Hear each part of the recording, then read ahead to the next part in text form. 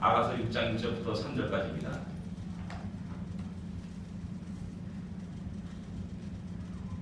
같이 읽겠습니다.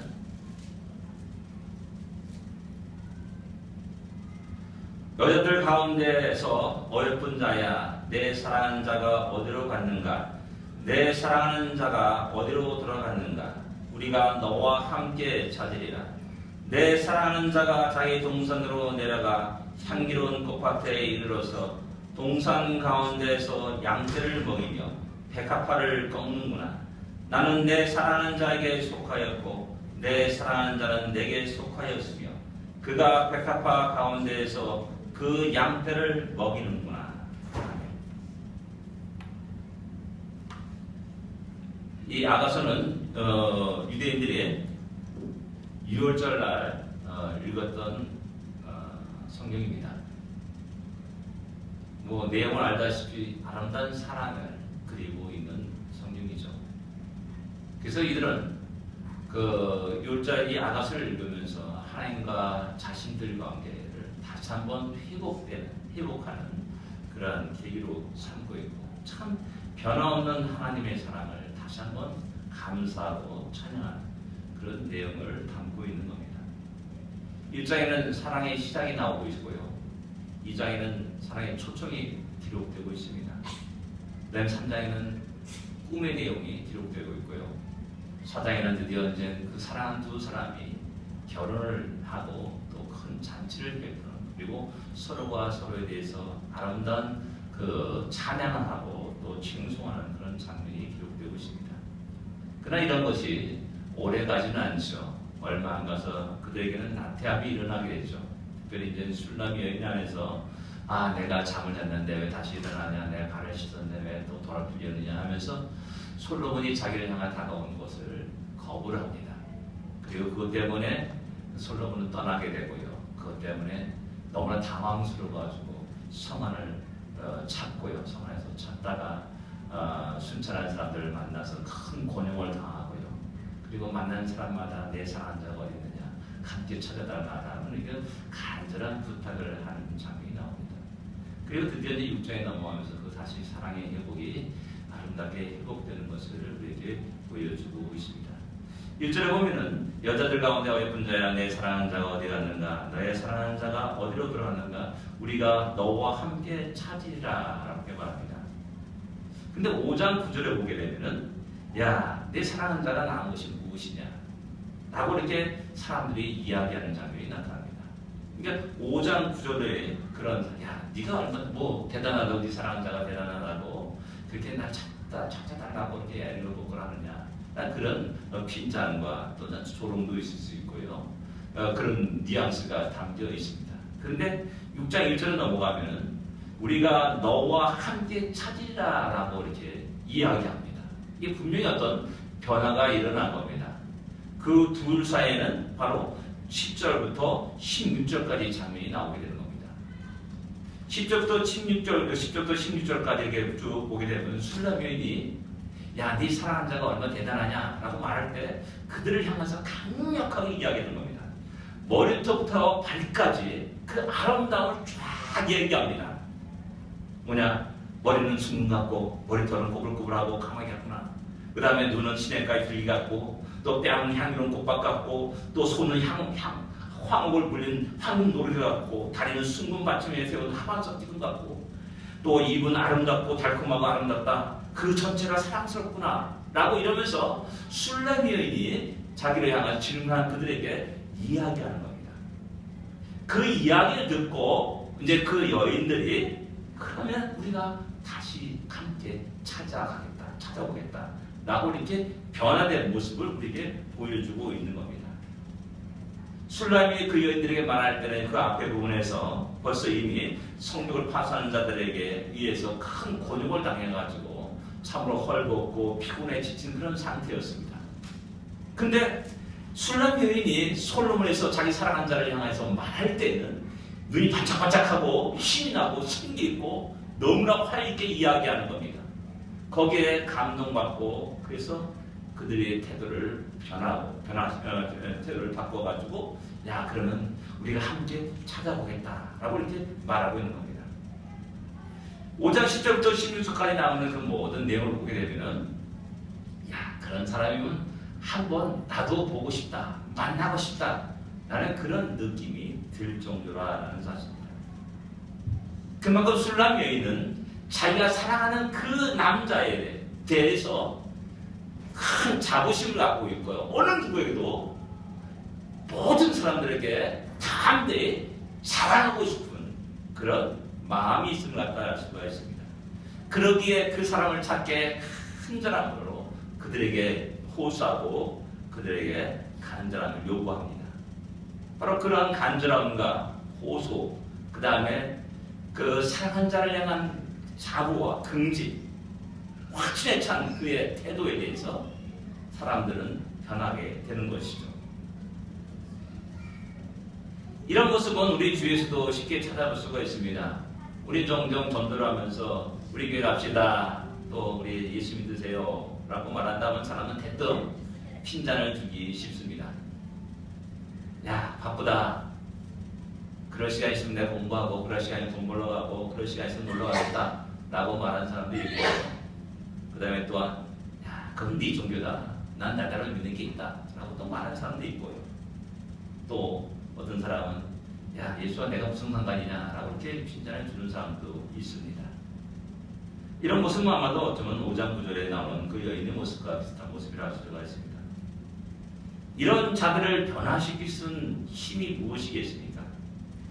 그럼 바로 술람 여인의 모습과 같은 그런 모습이 있어야 된다는 사실입니다.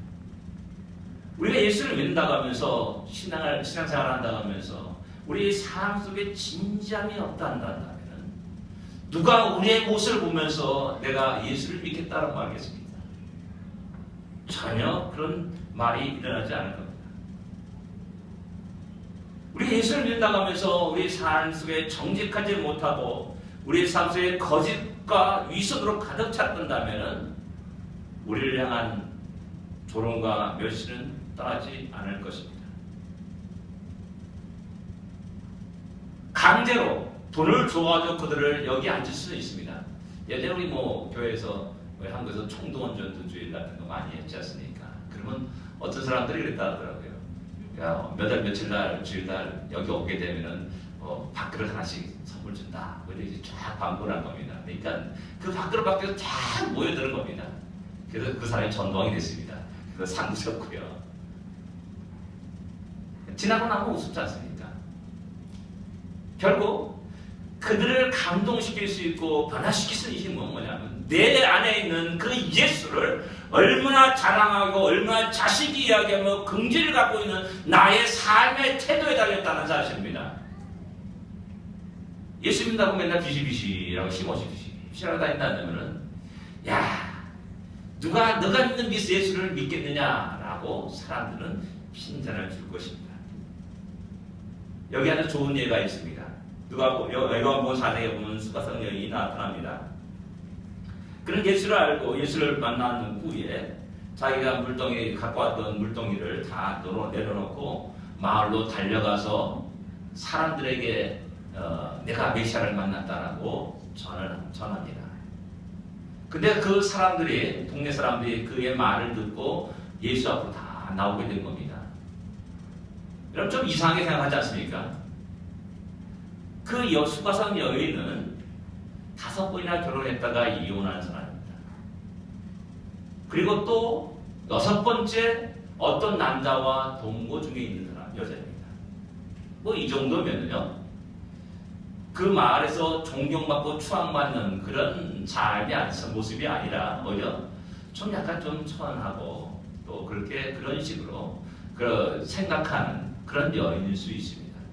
그렇다고 해서 이 사람이 가능하고는 그런 것은 결코 아닙니다.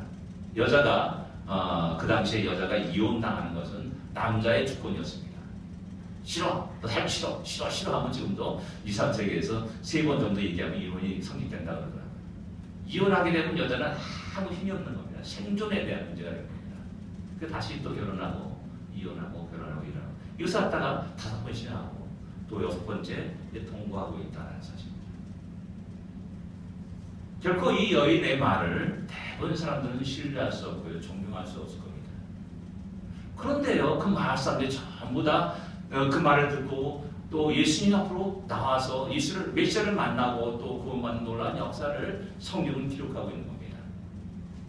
그때 무엇이 차이가 나겠습니까? 전하는 수가성 여인이 말과 태도가 얼마나 진지하고 얼마나 열정적이고 얼마나 간절한지를 우리에게 상상할 수가 있는 겁니다. 그냥 보통 내가 예수 메시아 만나서 야 가서 가보자 이렇게 말해서는 도저히 시간 맥히지 않는 겁니다. 제발 이번 한 번만 내 말을 믿고 한번 가보자 라고 이렇게 열정적으로 이야기해야지만이 조금 움직일 듯한 겁니다. 그러니까 얼마나 수가성 여인이 그들을 예수 앞에 데려오기 위해서 얼마나 열정적으로 그들을 설득시켰는지를 짐작하게 되는 겁니다. 이런 열정이 있어야지만이 사람을 변화시키는 겁니다. 우리가 믿는 믿음대로 우리의 삶을 살아갈 때 사람들을 변화시킬 수 있는 겁니다. 수많은 우리의 믿음의 선배들이 예수를 만난 이후에 자기가 처음 만난 그 예수를 증거하지 않을 수 없는 그 답답함과 그 열정들이 일어나게 됩니다. 죽음도 두려워하지 않냐고 그들은 외치기 시작합니다. 그 외침으로 인해서 로마 제국이 변화했음을 우리는 잘 알고 있습니다. 과연 우리는 삶 속에서 우리는 얼마나 예수님을 만나고 그분을 알고 살아갑니까? 술람 여인은 솔로몬의 머리 끝부터 발끝까지 그 모든 묘사가 풍성하고 다양한 것을 보게 됩니다. 그와 마찬가지로 술람 여인은 솔로몬을 그렇게 만났다는 사실입니다. 단순히 이 시간에 와가지고 1시간 예배 듣고 설교 듣고 됐다라고 흩어지는 것이 아니라 진정 우리의 삶 속에 우리의 인생 속에 그 주님을 전인격적으로 만나는 놀라운 역사가 우리의 삶 속에 우리의 인생 속에 있어야 됩니다. 그분은 나에게 누구입니까? 그분이 나에게 어떤 은혜를 주셨습니까? 나는 이런 분명한 체험과 만남이 있어야 된다는 사실입니다. 그렇지 못하면 우리의 신앙생활은 뜨뜻미진하게 되는 겁니다.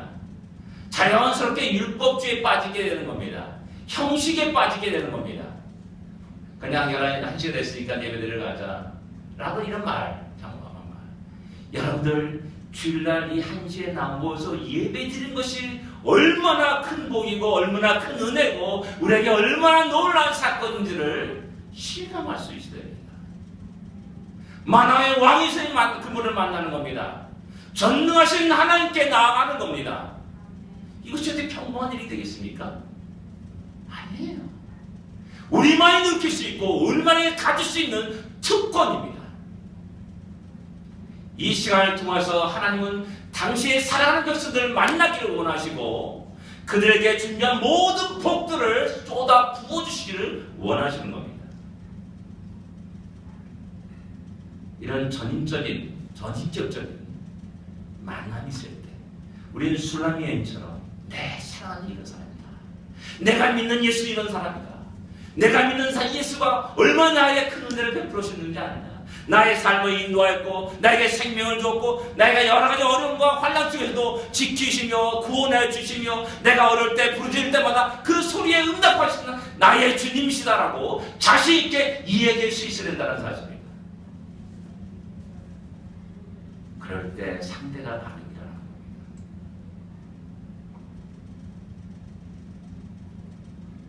술람 여인이 바로 그러한 놀라운 열정을 가지고 사람들에게 자기의 사랑하는 사람을 얘기하게 됐습니다. 그 이야기를 듣고 그래 그럼 우리가 한번 찾아보자. 내가 그렇게 사랑하는 그 사람이 어떤 사람인지 내가 만나고 싶구나 라고 말하면서 함께 찾아나갑니다. 그럼 2절을 여러분 다시 또 한번 읽겠습니다. 2절입니다. 내 사랑하는 자가 자기 동산으로 내려가 향기로운 꽃밭에 이르러서 동산 가운데서 양떼를 먹이며 백합화를 먹는구나. 술람 여인이 사랑하는 자를 만나서 너무나 놀라운 기쁨과 감사 속에 그 노래하는 장면입니다. 근데 여기서 솔로몬을 발견한 장소가 어디입니까? 자기 동산이라고 말합니다. 솔로몬의 동산입니다. 그래서 그곳에서 솔로몬은 양떼를 먹이고 있었다는 겁니다. 그 중요한 것은 술람의 여인은 지금까지 어디서 헤맸습니까? 성 중에서 사람들을 만나는 사람마다 내 사랑한 자가 어디 있는가, 내 사랑한 자가 어디 있는가라고 외치고 다녔습니다. 그래서 저 사람들이 사람들이 만나는 사람마다 저 여자 이상하다, 저 여자 미쳤냐 이러면서 상당히 큰 곤욕을 치르게 됐죠. 옷을 벗기고 때리고 맞기도 하고요. 그런 일들이 발생하게 되었습니다. 엉뚱한 곳에서 엉뚱한 고생을 하게 된 겁니다. 그리고 또 그것에 인한 큰 고통과 어려움들, 환난들, 곤욕을 치르게 되었다는 사실입니다. 그런데 이제 그가 바로 솔로몬의 그 자기 동산에 다 갔더니 바로 자기 사랑하는 자가 그곳에서 양떼를 먹이는 장면을 발견하게 됩니다. 그 동산이 어떤 곳입니까? 바로 술람의 여인과 솔로몬이 아름다운 사랑을 나눴던 그런 장소였습니다. 자기 사랑하는 사람은 여전히 그곳에서 자기의 양떼를 먹이며 살고 있었음을 우리에게 보여주고 있습니다. 아랍 삼형사들을 보면은 그들을 떠나자마자 사랑하는 자를 만나게 됐다라고 이렇게 이야기합니다. 이게 꿈입니다. 꿈에서 잃어버려가지고 막 찾다가 그들을 떠나니까는 사랑하는 사람을 만났다라고 이렇게 노래하고 있습니다. 그래서 우리는 술람의 여인과 솔로몬의 브릿지를 발견하게 됩니다. 솔로몬은 변함없이 자기 동산에서 양떼를 먹이는데 술람의 여인은 엉뚱한 곳에서 막 헤매고 곤욕을 당하는 그런 일들이 일어나게 된 겁니다. 생각이 다르게 되었습니다. 생각이 달랐기 때문에 또 행동하는 것이 달라질 수밖에 없습니다. 그리고 또 쓸데없는 오해와 고생들을 하게 되고요. 더 나아가서 마음의 근심과 걱정을 하게 되었습니다. 술람이 왜 그것을 발견하지 못했을까? 알지 못했을까? 기억하지 못했을까? 라는 그런 생각을 또 하게 됩니다. 근데 어제 제가요, 월마트에 갔습니다. 프린트 잉크를 사려고 했어요. 그 책을 냈어요. 그 책을 했더니 갑자기 그 사람이 나한테 전화번호를 물어보는 겁니다. 난 깜짝 당황했어요. 진짜 당황했고요. 아무도 생각 안 나더라고요. 내 전화번호도 생각 안 나더라고요. 네, 바로 그런 겁니다. 술람의 여인이 솔로몬이 떠난 것을 보고 내가 혼이 나왔구나. 이건 내가 왜 이러냐 하면서 깜짝 놀라 당황했고 달려나간 것이 어딥니까? 성안이었습니다. 만난 사람만 미친 듯이 내 사랑한 자가 어딨냐 찾아가는 거죠. 예, 바로 그런 모습입니다. 깜빡지를 못하는 겁니다. 당황해서 너무나 걱정과 근심이 내 자신을 짓눌러가지고 사랑하는 자의 가야 할 그곳을 깜빡 잊어버렸다는 사실입니다. 우리 삶 속에서 이런 모습은 쉽게 쳐다보게 됩니다. 우리가 큰 병에 걸렸습니다. 그럼 어떻게 됩니까? 당장 어떤 병원이 좋은가, 어떤 의사가 좋은가 알아보고 정보를 막 뒤져봅니다. 대부분 사람들이 조용히 무릎 꿇고 기도하면서 하나님의 뜻을 물어보지는 않습니다. 이런 모습은 아사왕에서도 나타납니다. 아사왕이 발에 병이 났습니다. 근데 그는 먼저 의원을 찾아갑니다. 성경은 재미있게 그것을 갖다 지적하면서 이야기합니다. 무엇보다 우리가 하나님의 뜻을 물어야 되고 무엇보다 하나님의 인도하심을 구해야 되고 하나님의 역사하심을 구할 수 있는 그런 자들이 되어야 됩니다. 그런 엄청난 일을 딱 당하게 되면 당황 안에서 걱정과 근심이 우리의 마음과 생각을 지배하고는 말미암아 우리는 아무 생각하지 않습니다. 이 사람 짜고 저 사람 짜고 나서를 해달라고 얘기하고요. 또 누가 좋은가 얘기하고 그렇습니다. 당황스러운 모습이 있죠. 이렇게 우리는 주님과 우리와의 관계 속에서 어떤 불일치와 또한 오해와 잘못된 이해가 많이 있는 것을 보게 되는 겁니다. 제자들이 그럽니다. 내가 예수님을 올라가겠다라고 주님이 말하니까 제자들은 뭐라고 생각합니까?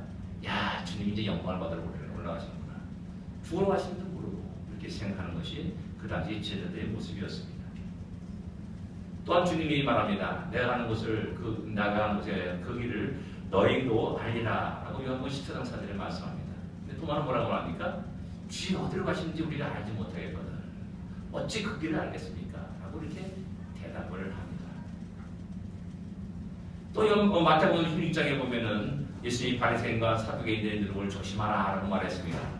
그 말을 탁 듣자마자 제자들은 그래 떡을 갖고 왔지 않았구나 라고 이렇게 탁 생각나는 겁니다. 주님의 의도와는 전혀 정반대로 자기 생각과 자기의 삶 속에서 그대로 살아가는 겁니다. 걱정과 근심 속에 살아가는 겁니다. 먹을 것, 입을 것, 마실 걸 갖고 살아가는 겁니다. 이런 불일치와 이런 오해는 잘못된 해석을 낳게 되고요. 온갖 망상과 걱정과 근심을 불러일으키게 됩니다. 그리고 결국은 엄청난 영적 침체에 빠지게 되고요. 더 나아가서 큰 어려움과 곤욕을 겪게 됩니다. 바로 5장에 나타난 술람의 여인이 겪었던 그 고난과 곤욕들이 바로 그러한 것이라 할 수가 있습니다. 왜? 솔로몬은 변함없이 밤을 달려와가지고 사랑한 자야 문을 열어다오 라고 이게 호소를 합니다.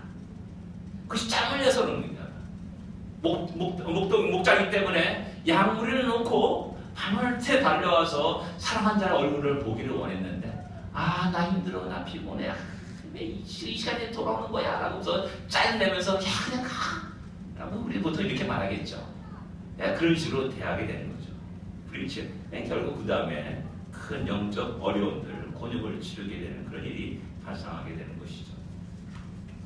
우리는 이런 문제들을 어떻게 극복해 나갈 것인가? 그 대답을 우리는 분명히 알아야 됩니다. 우리의 삶 속에 이런 영적 불일치와 오해와 갈등과 또한 걱정과 근심으로 인한 영적 침체를 경험할 때가 많이 있습니다. 그럴 때 우리가 반드시 기억할 것은 뭐냐면 그 때와 그 장소를 기억하는 것이 굉장히 중요합니다.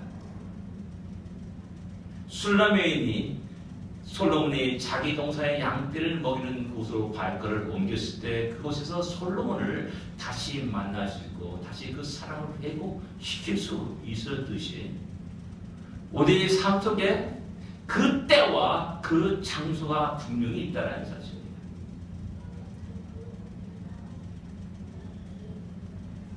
야곱에게는 베델이라는 장소가 있었습니다. 베델. 그것은 야곱의 인생 속에 아주 특별한 장소였습니다. 이스라엘 백성들에게는 하나님이 약속하신 그 가나안 땅이 있었습니다. 그래서 그들은 다른 곳에 갔더라도 언제나 그 땅을 향하여서 기도하였고 그 땅으로 돌아왔음을 역사는 우리에게 증거하고 있습니다. 또한 하나님은 때때로 그들에게 너희는 모든 남자들은 한 1년에 3차례씩 예루살렘 나의 성전에 올라와서 예배 드릴 것을 갖다가 또한 명령하고 있음을 갖다가 우리는 잘 알고 있습니다. 왜 그렇겠습니까? 바쁜데 왜 자꾸 오라가라는 거야? 라고 말하는 것이 아니라 내가 너를 위한 큰 복을 준비하노라. 너희들 와서 이 복을 마음껏 가지고 누려보고 살아라. 라고 말하는 것이죠.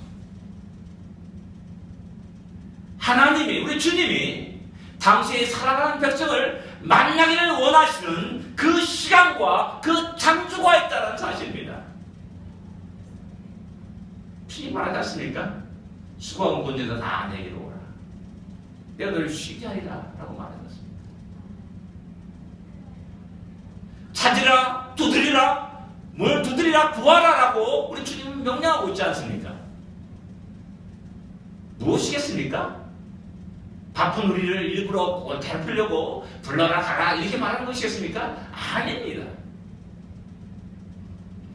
우리의 인생은 주님을 떠난 그 순간부터 평안이 사라지게 되는 것을 잘 알고 있기 때문에 그렇습니다. 나를 만드시고 우리를 만드시고 지으신 우리의 주님은 우리의 모든 것을 아시는 분이십니다. 그러기에 우리가 살 길이 무엇이냐? 나를 만나는 것이란 말하는 겁니다. 주님을 만나는 것이란 말하는 겁니다.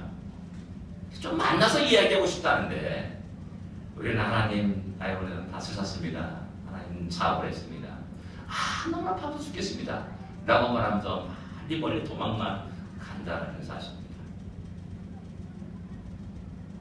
그런 사람은 반드시 분명하게 영적 침체에 빠지게 됩니다. 그런 삶을 살면서 영적 풍성함을 마음껏 누리고 살아간다면 한번 데리고 와보시기 바랍니다. 절대 그렇지 않습니다. 우리는 다시 한번 그 때와 그 장소를 기억하고 주님을 만나러 올 수 있는 바른 신앙이 되어서 우리의 영적 침체를 다시 회복할 수 있어야 됩니다. 하나님과 만남 속에서 주님은 우리에게 말씀하십니다. 그 속에서 하나님의 뜻을 깨닫고 다시 주의 은혜를 깨닫고 발견하고 기쁨을 회복할 수 있습니다.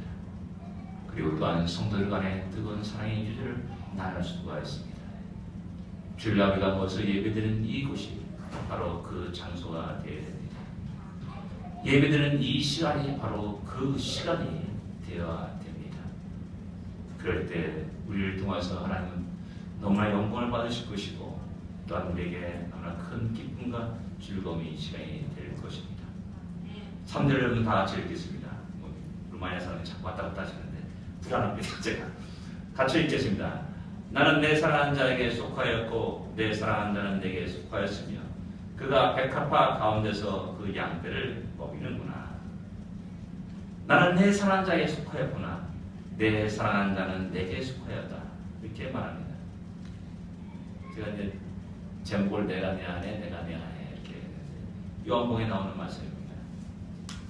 그 말씀과 같은 맥락이라고 할 수가 있습니다. 예, 그렇습니다. 사랑하는 자가 드디어 당신이 있음으로 말미암아 내가 당신 안에 있을 때 참된 행복과 즐거움과 기쁨이 있다는 사실을 드디어 발견하고 고백하는 겁니다. 늘 행복한데 늘 부자로 살았던 사람들은 가난을 모르지 않습니까? 자기가 누리는 행복이 무엇인지를 잘 모를 때가 있습니다. 그럴 때 그에게 잠시 잠깐의 가난과 어려움들을 하나님은 주십니다. 그때서 비로소 지금까지 내가 누렸던 것이 얼마나 크고 놀라운 것인지를 발견하게 되죠. 바로 그 장면이 알 수가 있습니다. 드디어 솔로몬 만난 그 순간에 나는 사랑하는 자에게 속한 존재구나. 그 안에서 나의 가치와 나의 존재의 의미를 새롭게 발견하는 술라미인의 모습을 보게 되는 겁니다. 진정한 아름다운 사랑의 하나가 되는 순간이라 말할 수가 있습니다. 어려움을 통해서 다시 사랑의 놀라운 가치와 중요성을 깨닫고 저 사람이 나에게 얼마나 소중한 존재인지를 다시 한번 깨닫게 되는 겁니다. 우리가 어려울 때 힘들 때 주님이 없단다 우리 얼마나 큰 불행한 자이겠습니까? 우리도 인생 살아가는 미국 생활하면서 어려운 일이 한두 번 있겠습니까? 도움을 청할 때가 하나도 없는 겁니다. 그럴 때마다 내게 주님이 계시다 그 사실이 얼마나 기쁘고 감사한지 모릅니다. 내가 매달릴 수 있는 분이 계시고 부르실 수 있는 분이 계시고 그분은 전능하신 하나님이시기에 나의 모든 피를 주시며 공부하시고 나를 인도하신 그분을 알고 이제 내가 얼마나 복된 인생을 살아가는지를 다시 한번 시선 깨닫게 되는 겁니다. 그래서 어려울 때 힘들 때 그것이 고난이 도리어 복이 되고 감사가 되는 거죠. 시편 그 기록자는 말합니다. 어려울 때 힘들 때 고난을 당할 때 내가 주의 윤례를 알았나이다 라고 이렇게 고백하고 있습니다. 네, 그렇습니다. 오늘 우리의 삶의 여러 가지 어려움과 관난과 고난들이 도리어 주님의 그 놀라운 사랑과 은혜를 깨닫는 또 발견하는 또 만나는 좋은 기회가 되기를 원합니다. 그래서 우리가 주님을 영원히 떠나지 않냐고 오직 주의 영광을 위해서 힘있게 우리의 삶과 시간과 인생을 재능들을 들여가서는 주의 위생이 되기를 원합니다. 다 같이 기도드리겠습니다. 하나님 아버지 은혜를 감사합니다.